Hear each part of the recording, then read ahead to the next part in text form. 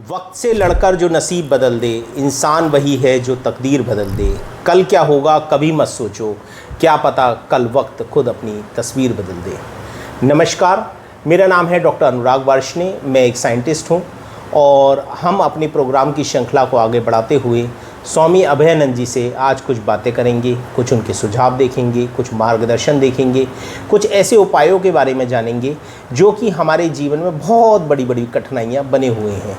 उन कठिनाइयों से हमारा जीवन ऐसा रुक गया है, थम गया है कि हम बीमारी के आगे घिर गए हैं। हमारे को टेंशन, हाइपरटेंशन, डिप्रेशन, इस तरह की ऐसी ऐसी चीज़ें आ गई हैं कि जो हम डॉक्टरों के चक्कर लगा रहे हैं। रात को नींद नहीं आती, मन चिड़चिड़ा हो गया है, हर एक से लड़ाई हो रही है, बच्चों के साथ सही व्यवहार नहीं हो पा रहा है और व्यापारी को व्यापार नहीं कर पा रहा, नौकरी करने वाले नौकरी नहीं कर पा रहे। यानी कि हम जो अपने उद्देश्य, जो लक्ष्य के लिए काम करना चाहिए, उस पे हम पूरी तरह से नहीं मन लगा पा रहे हैं। उसी मन को कैसे लगाना है, कैसे अपने गलत विचारों को हटाना है, कैसे सही मार्ग पर चलकर अपने जीवन के सारे लक्ष्यों को प्राप्त करना है, उन्हीं सब को जानने के लिए आइए मिलते हैं आदरणीय सम्माननीय स्वामी अभयानंद जी से। स्वामी जी, आपका हार्दिक स्वागत है और फिर मैं धन्यवाद दूंगा कि आपने पुनः स्टूडियो में आकर हम पर मेहरबानी की है। मैं 20 वर्षों से स्वामी जी का अनुयायी रहा हूं और मैं चाहता हूं इस जन्म और अगर कभी जन्म मिले तो भी मैं स्वामी जी का ही अनुयायी रहूं और स्वामी जी की प्रेरणा से ना केवल व्यापार में, ना केवल जीवन के अंदर पारिवारिक जो एक समूह बनता है, एक ऐसा विकास हो जाता है जीवन में कि आपको सबसे प्यार करने लग जाते हैं, सब आपको अच्छे लगने लग जाते हैं, आपके विचार अच्छे आते हैं। उसी उद्देश्य और भावना से मैं स्वामी जी के आगे कुछ प्रश्न रखना चाहता हूँ। स्वामी जी, आप कैसे हैं, पहले तो ये बताइए। सब आप प्रेमी लोगों की मेहरबानी है, आप सबका प्रेम है, ठीक हूँ, इतनी उम्र में भी जी फिट हूँ, बहुत बढ़िया, कोई बीमारी नहीं है। बहुत बढ़िया स्वामी जी। स्वामी जी, इसी विचार को डालिए कि इंसान आज बहुत तरह का अन्न खा रहा है और मैं आपको जब से जानता हूँ आप अन्न के ऊपर विशेष ध्यान देते हैं और मुझे भी कहते रहते हैं, जो कि मैं नहीं कर पाता हूँ। लेकिन जब आपके साथ ट्रैवलिंग में होता हूँ, जब आपके साथ मेरा सौभाग्य होता है कुछ महीने गुजारने का और हम विदेश में भी काम करते हैं, दुबई होते हैं, तो अक्सर आप मुझे खाना के ऊपर बहुत प्रतिबंध लगाते हैं। लेकिन जो आप खाते हैं और किस तरह का अन्न लेना चाहिए और उससे मन कैसा रहता है, ये दोनों चीज़ों को आप थोड़ा प्रकाश डालें स्वामी जी। देखिए, अब ये तो इंद्रियों का काम है। हाँ जी, बिल्कुल ठीक कहा आपने। जैसे 5 इंद्रियां हैं हमारी जी, सबको पता ही है जी। तो जैसे अन्न की भी इंद्रिय, जैसे अच्छा, जीभ जी जो स्वाद, हाँ स्वाद जी, आपको कैसे रखना है, हाँ जी, हाँ जी, तो उसका विशेष ध्यान रखना है। अब आप समोसे खाएं हाँ जी, और कहें कि मेरे जैसा पेट हो जाए, हाँ वो असंभव है। मुश्किल है। पिज़्ज़ा बर्गर खाकर पिज़्ज़ा बर्गर खा रहे हैं, जो आजकल का समाज है जी, उसको वो देख रहा है कि बाहर मार्केट में जा रहा है तो भाई आज ये खा लेते हैं जी। और आजकल की जो महिलाएं हैं, जो गृहिणी हैं, उनको लगता है कि हफ्ते में एक बार तो बाहर खाना खाना चाहिए जी। या कहीं शॉपिंग करने भी गई तो गोलगप्पे खा लिए, गोलगप्पे खा ली। गोलगप्पे तो चलिए फिर भी ठीक है, जी, मोमोज खा लिए, हाँ जी, पिज़्ज़ा खा लिया, घर में आ रहा है कि आज शाम को खाना नहीं बनाना, पिज़्ज़ा ही मंगा लो। भाई 2 पिज़्ज़े आ गए, पिज़्ज़े से ही पेट भर रहे हैं। पिज़्ज़े से पेट भर गया। तो वो जब आप मैदा खाएंगे जी, फिर आप उम्मीद करें कि आप फिट रहें और आपका मन अच्छा रहे, सुबह आप उठ के काम पे जाएं, टाइम से काम पे जाएं और रहें, तो ऐसा तो बड़ा मुश्किल है जी।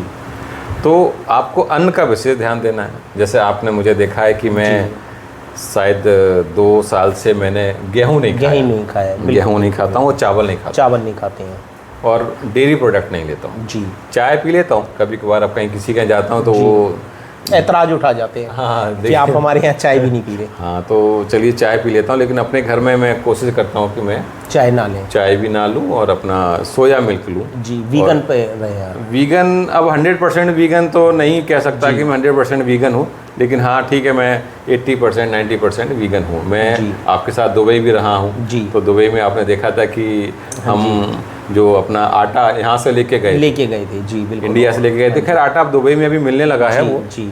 तो जो रागी का आटा है, कोडू है और कंगनी है, वो सारे आटे हम खाते हैं जी। एक तो उससे आलस नहीं आता, सबसे बड़ी बात है आप अगर रागी की रोटी खाएं जी, रात को अगर रागी की रोटी 2 या 3 रोटी खाते हैं आप जी, तो आपको एक तो खाना खा लिया आपने जी। और लगता ही नहीं है कि ये खाना खाया है। पेट आपका इतना हल्का रहता है, आपको फील ही नहीं होगा, सुस्ती नहीं आती है। हो सकता है कभी कभी आपको ये लगे कि यार हमने खाना ही नहीं खाया। शुरू शुरू में आप अगर रागी की रोटी खाएंगे तो आपको लगेगा कि भाई खाना ही नहीं खाया, तो वो आपको आदत पड़ जाएगी जी, और उससे आप सुबह जल्दी उठेंगे जी, और शरीर बिल्कुल तंदुरुस्त रहता है। पेट हल्का रहेगा तो सुबह जल्दी उठेंगे जी। उठें तो फिर ये तो नहीं आपको लैपटॉप लेके बैठना है या सुबह सुबह 6 बजे या 7 बजे काम करना है। जाएं, शाम एक्सरसाइज करें, 4-5 किलोमीटर वॉक करें जी। उससे आपको शुगर अगर है तो वो ठीक हो जाएगी, अगर नहीं है तो नहीं होगी। वेरी गुड जी। तो इसका आपको विशेष ध्यान रखना है। और अगर आपके यहाँ कोई जिम है आसपास कोई, तो हफ्ते में मुझे लगता है कि 3 से 4 दिन अपनी एक्सरसाइज करनी चाहिए। जो आपकी मसल्स हैं वो आपकी स्ट्रेंथफुल रहेंगी जी। तो आपकी मसल्स पावर उसमें ठीक रहती हैं। तो एक्सरसाइज भी बहुत ज़रूरी है। हफ्ते में 3 से 4 दिन आप एक्सरसाइज करें। जिम है तो जिम जाएं, आजकल तो पार्कों में गवर्नमेंट ने जिम बना दी हैं, तो वहाँ पे एक्सरसाइज करें जी। तो उससे आपका एक मन सही रहेगा जी। अच्छा स्वामी जी, जैसे कि अन्न आपने बताया और कहते भी हैं कि जैसा खाओगे अन्न वैसा रहेगा मन, तो मन शांत रहेगा।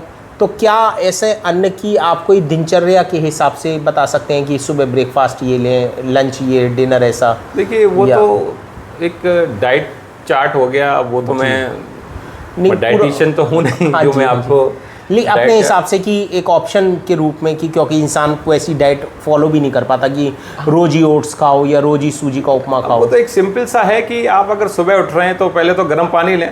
ठीक है। जो भी आप अगर गर्मियों में भी हैं जी, तो नॉर्मल पानी लें। गर्म पानी लेते हैं तो अच्छी बात है जी। गुनगुना या जैसे चाय से थोड़ा कम जी। और चाय तो पीनी नहीं चाहिए जी। अगर आपने दूध में पत्ती मिला दी तो मामला ख़राब है। ओके। या तो नींबू की चाय पी लें। अच्छा। आप सुबह गर्म पानी से शुरू करें जी। आप नींबू डाल लें, उसमें दालचीनी डाल लें, उससे शुरू करें, अच्छी लगती है जी। चाय अगर अवॉइड कर सके तो अवॉइड कर दें। आदत पड़ी हुई है, ठीक है, पी लें, 1 कप चाय सुबह पी लें, ठीक है। उसके बाद मैं कहूँगा कि ड्राई फ्रूट्स खाएँ। ओके। जो ड्राई फ्रूट्स हैं वो सुबह सुबह लें। हर एक खाने का एक तरीका होता है कि ड्राई फ्रूट्स कब खाएं, क्योंकि वो 8 से 10 घंटे में पचते हैं। अच्छा। हाँ, तो ड्राई फ्रूट्स पहले खाएं। उसके बाद अगर ब्रेकफास्ट कर रहे हैं तो ब्रेकफास्ट में हल्का ब्रेकफास्ट करें। फ्रूट्स का, जैसे अब बहुत सारे डॉक्टर कहते हैं कि अपने वेट के अकॉर्डिंग 10% आप फ्रूट्स खाइए। हाँ, जैसे आप 70 किलो के हैं तो 700 ग्राम जी कम से कम आप फ्रूट्स खाएं जी। फिर 12 बजे तक कुछ नहीं खाएं जी। 12 बजे उसके बाद आप थोड़ा कुछ खा लें। फिर 2 बजे आप 2 चपाती 3 चपाती खा लें। शाम को हल्का सा स्नैक्स ले लें। रात को खाना आप कम ही खाएं। और जैसे मैं करता हूं कि रात को रागी की रोटी खा ली जी। आपको रागी है, कोडू है और एक किनुआ है। हाँ, तो ये इसका आप दलिया बना लें। किनुआ का दलिया बहुत अच्छा बनता है। अच्छा जी। हाँ, तो ये सब खाएं, तभी आपका जीवन में सुधार आएगा। जैसा खाएंगे अन्न वैसा होगा मन।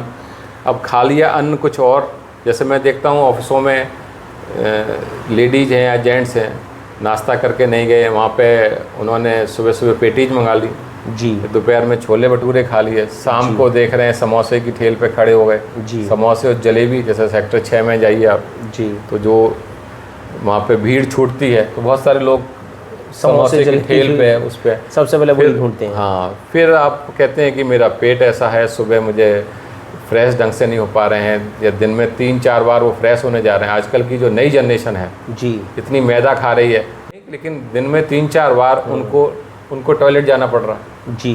तो ये क्या है? ये बीमारी तो है। बिल्कुल। आप स्वामी जी, अब जैसे कि रात को नींद नहीं आती, ये एक समस्या बन रही है, और अन्न से क्या हम अन्न सही खाएं तो जिससे रात को नींद सही आए, देखिए सुबह आँख खुले? बिल्कुल, बहुत अच्छा प्रश्न किया आपने जी। नींद का एक मेन कारण ये है कि आपका जो स्क्रीन टाइम है जी, आजकल सब लोग, चाहे मैं यंग जनरेशन में नहीं कह रहा हूँ, आप जैसी उम्र के, हमारी जैसी उम्र के, मोबाइलों में लगे हुए हैं या टीवी देख रहे हैं जी, तो उसकी वजह से नींद और ख़राब होती है जी। मतलब मोबाइल देखते देखते सोना चाहते हैं हाँ जी, लेकिन जब उनकी आंखें थक जा रही हैं तब कह रहे हैं कि हम सो जाते हैं। बिल्कुल ठीक कहा। आंखें थक गई, लेकिन जैसी आंखें बंद करी तो उनको वही जो उन्होंने रील देखी है, जो काम किया उन्होंने, वही सपने में आ रहा है या दिमाग में आ रहा है। सपना तो चलो बाद में आएगा जब आप सो जाएंगे जी, तो मैं तो कहता हूँ कि 8 बजे तक खाना खा लें, उसके बाद अपना वॉक कर लें, घूम लें।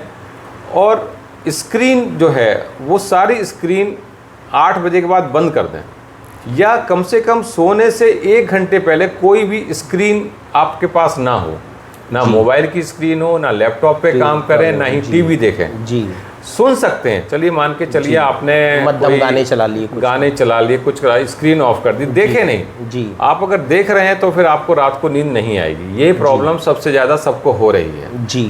तो स्वामी जी बहुत बहुत धन्यवाद, आपने इस तरह का विचार रखा। इसमें स्वामी जी 2-3 प्रश्न और उठते हैं कि आदमी इस दिनचर्या को मेंटेन कैसे करे। अब वो ट्रैवलिंग पर है, या जैसे घर में रागी का आटा लाया वो बनाने को दिया, घर वाली है या कोई कुक उन्होंने रखा हुआ है, वो 1-2 दिन बना देंगे, फिर वो उसी पुराने ढर्रे पर आ जाते हैं, या वो मेहमान के पास जा रहा है, वहाँ मेहमान के यहाँ वो खाना नहीं मिल पा रहा है। अब देखिए, ऐसा तो नहीं है कि अब जो ट्रैवलिंग है वो हर समय ट्रैवलिंग कर रहा है। हाँ जी, चलो महीने 2 महीने में ट्रैवलिंग पे गया तो वो गैप हो सकता है। मैं ये नहीं कह रहा कि हर समय आप रागी का और कोडू का और उसका ही आटा खाइए, तो गैप भी कर सकते हो आप। हर समय तो खाना एक आदत बना लें कि हम दोबारा उस पर लौट देखिए, इच्छा शक्ति होनी चाहिए। हाँ जी, ये बात अगर घर में आपकी पत्नी है तो उनसे बोलिए, उनको फायदे गिनाइए जी, और वो स्वयं भी खाएं, वो स्वयं खाएं और देखें क्या फ़ायदे हैं उसके। भाई 10 दिन में 15 दिन में कितने फ़ायदे हो रहे हैं। अपने वेट को देखिए, अपने चेहरे को देखिए कि चेहरा कितना सही हो रहा है, ना कि मतलब उसमें आपको ये सब ध्यान ही रखना पड़ेगा ना जी। इच्छा शक्ति आपको सब काम करा सकती है। हाँ जी, अगर कोई आपने शेफ रख रखा है तो उससे बनवाइए। ये तो आपके अंदर इच्छा शक्ति है, आटा ला के रखिए, कभी ख़त्म हो गया उन्हें, ठीक है भाई गेहूं का बना लो, ठीक है 1-2 बार हो गया। तो इच्छा शक्ति बहुत ज़रूरी है। जब तक इच्छा शक्ति नहीं होगी तब तक आगे कोई काम नहीं होगा। और मनुष्य के अंदर इतनी शक्ति है कि वो जीवन में कुछ भी कर सकता है, और सारा काम मनुष्य नहीं किया है। बिल्कुल ठीक कह रहे हैं आप। ये तो हमारे बहाने हैं कि ये हमारे बहाने हैं कि हमने किसी न किसी चीज़ के पीछे छुपकर अपने आप को जस्टिफाई करते हैं। अपनी इंद्रियां को कंट्रोल नहीं रख रहे हो। मैं और इंद्रियों की बात तो चलो बाद में अगले एपिसोड में करेंगे। मैं अभी तो केवल आपको खाने की इंद्री कह रहा हूँ। उसको अगर कंट्रोल रख लिया तो आपका शरीर सही रह सकता है। आपको डॉक्टरों के पास भागने की ज़रूरत नहीं है। शुगर, बीपी वगैरह सब कुछ नॉर्मल हो सकता है अगर आपने अपनी खाने की इंद्री को ठीक कर लिया। लेकिन लोग वो कहते हैं कि साहब जीवन में अगर खाना नहीं है तो फिर बेकार है। लोग खाने के लिए जी रहे हैं। बिल्कुल, मैं कहता हूँ कि जीने के लिए खाना चाहिए। और आपको मनुष्य हैं, आपको इतना नॉलेज तो होनी चाहिए कि मुझे क्या खाना है क्या नहीं खाना। आपके पास गाड़ी है जी, बिल्कुल साहब, BMW है आपके पास। हाँ जी, मुझे पता है, ठीक है, हम भी घूमे हैं जी। तो आप उसमें ऑयल कौन सा पड़वाते हैं? अच्छा वाला, अच्छा, सबसे बेस्ट हो, सबसे बेस्ट हो। शायद वो महंगा ऑयल उसको क्या कहते हैं, कुछ प्रीमियम वाला आता है, प्रीमियम ऑयल कहते हैं। क्यों पड़वाते हैं? क्यों पड़वाते हैं? कि जिससे इंजन अच्छा रहे और गाड़ी का एवरेज अच्छा है। समोसे आप किसी दुकान से ले आते हैं जी, कोशिश करते हैं अच्छी से।